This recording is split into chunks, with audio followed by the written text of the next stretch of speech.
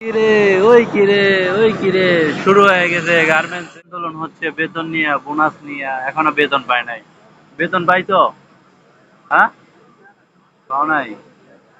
মানে এখনো বেতন পায় নাই গা। হাফ বেতন কবে পাইবো এটার কোনো গ্যারান্টি নাই। ঈদ বোনাস তো নাই। ঈদ বোনাস আছে? বোনাস নাই। বোনাস নাই। বর্তমান সময় কিন্তু আন্দোলন হচ্ছে, আমরা সোশ্যাল মিডিয়াও দেখতে পাচ্ছি, আর বাস্তবে তো আপনাদেরকে দেখাচ্ছেই। এরা কন্ট্রাক্টে কাজ করে, বেতনে এখনো তারা বেতনই পায় নাই গা। গত মাসের বেতন, গত মাসের বেতন পায় নাই। খালি ঘুরাইতেছে, আজ না কাল, কাল না পরশু, এরকম ভাবে বেতন দিতেছে। আবার বেতনের কথা কেউ যদি যায় কয়, বাইর করে দিতেছে ওই লোকটারে। বাইর করছে না? কয়জনে বাইর করছে? কয়জনে বাইর করছে? 3 জনের বাইর করে দিছে। 3 জনে না? 3 জনে বাইর করে দিছে। মানে বেতনের কথা বলতে গেছে, পরে যে বাইর করে দিছে। মানে এটা কোনো যুক্তির কথা হইলো?